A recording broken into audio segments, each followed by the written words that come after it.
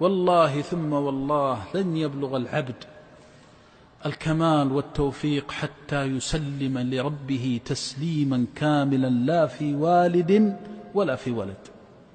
ولذلك إبراهيم عليه السلام لما أمر بذبح ابنه قال الله تعالى: فلما أسلم وتله للجبين وناديناه أن يا إبراهيم. جاء الفرج.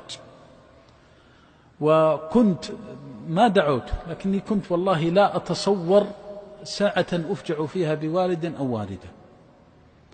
فلما كتب الله عز وجل وشاء الله سبحانه وتعالى من توفيق الله للإنسان أنه إذا أصيب بالخير أو الشر أن يسأل، أول ما يسأل: ما الذي يرضي الله؟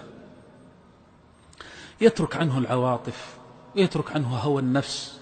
أول ما يفكر في ربه، أول ما يقول: ما الذي يأمرني الله به حتى أفعله، وما الذي ينهاني عنه فأجتنبه. فلما جاء أمر الله عز وجل سألت نفسي: من الذي رزقني أبي؟ ومن الذي رزقني كذلك لما توفيت الوالدة رحمه الله؟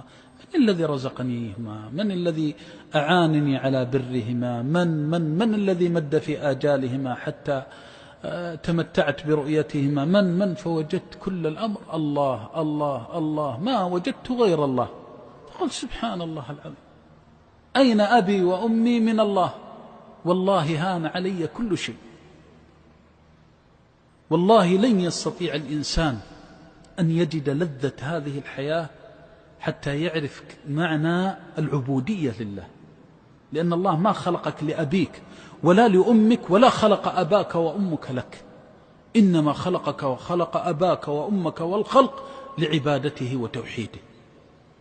لا تغالب القدر ولا تقول: أدعو أني أموت قبل أبي أو يموت أبي قبلي، أبدا، هذا كله اتركه لله. سل ربك التوفيق، سل ربك أن يرضى عنك في أبيك وأمك، في والدك وولدك، دائما تفكر في هذا. وإذا نزلت المصائب الفجائع والأمراض والأسقام بمن تحب فاسأل نفسك: ما الذي يرضي الله جل جلاله؟ وإذا رأيت في حبك وأهلك ما يسوءك ويكدرك وجاء الشيطان ليشغلك بالعواطف، فأوصيك بوصية فيها خير عظيم لك، وهي أن الإنسان إذا رأى في والد أو ولد أو من يحب ما يكره عليه أن يتذكر شيئا واحدا، وهو أن الله أرحم بهذا المخلوق منه. ترى في ابنك، ترى في بنتك ما يسوء ما يكدر، وتبذل الأسباب، فإذا بذلت الأسباب وعالجت ومضيت عند الأطباء وقدمت ما تستطيع، بعد هذا لا تغالب القدر.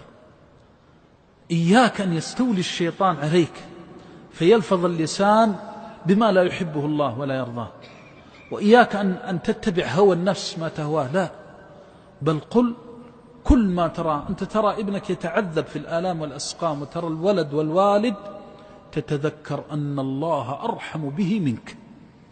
حتى إذا نصبت الموازين ونشرت الدواوين وأقبل أباك الذي هده السكر والضغط والأمراض والأسقام، ورأيته لما قام فسقط، رأيته لما حتى إنه لم يستطع أن يحرك يدا أو ينبس بلسانه، حتى إذا نشرت الدواوين والصحف وأقيمت موازين الآخرة، ورأيت من مثاقيل الحسنات التي كتبها ربك له تمنيت أن حياته كلها في هذا البلاء.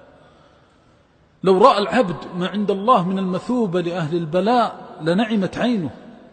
ولو أن أهل البلاء يوم القيامة لما ينظرون ما يكون عند الله من المثوبة والأجر وما عند الله من الحسنات والخلف، يتمنون أن حياتهم كلها كانت بلاء وسقما وألما.